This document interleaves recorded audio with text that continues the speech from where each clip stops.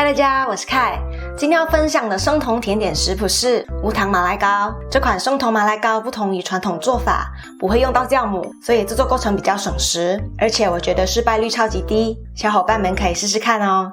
我的频道会在每周一和周四分享一款生酮、低碳、无糖的健康食谱，感兴趣的小伙伴记得订阅我的频道，并且开启小铃铛才不会错过每次的分享哦。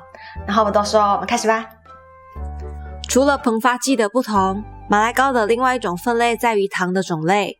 因为生酮不能用黑糖，所以我们这次就用焦糖来做这款生酮马来糕。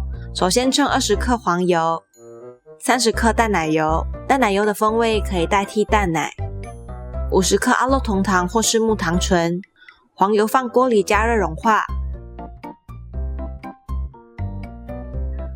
然后加入代糖，再搅拌均匀，然后倒入淡奶油，记得用刮刀刮干净哦。煮到浓稠变深就可以离火。在等焦糖冷却的期间，我们可以开始煮蒸马来糕的水。这是蒸锅的盖子，用布这样包起来，可以吸走多余的水蒸气，才不会滴到蛋糕上。当然也可以直接用煮蒸笼。这是直径12公分的活底模具，取一张烘焙纸，像这样铺上去，接着把太长的部分剪掉，像这样就可以先放一旁备用。这时候我们来准备干料，大盆子里称24克燕麦纤维。燕麦纤维是180%不溶性纤维，不会被人体吸收，所以是0卡路里、0碳水的哦。接着我们称4克，也就是差不多1茶匙的泡打粉，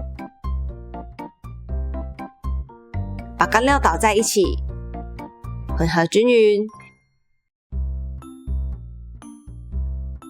也可以加一些盐巴哦。焦糖放凉不烫手了，我们就可以慢慢加入蛋液。先加1颗蛋，在大盆子里用打蛋器搅拌均匀，完全融合后，我们就可以加入剩下的3颗蛋，再用打蛋器打散，打匀。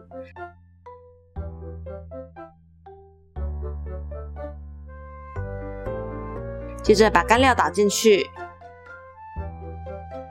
继续搅拌，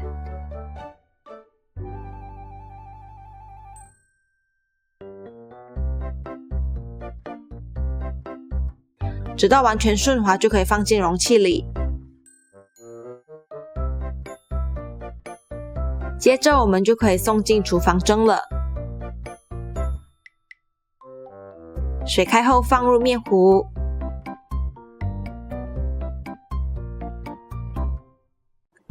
盖上锅盖，留小小的开口，开中大火蒸至少30分钟。打开盖子后，蛋糕会微微回缩。接着我们可以用竹签测试，没有湿面糊就可以出锅。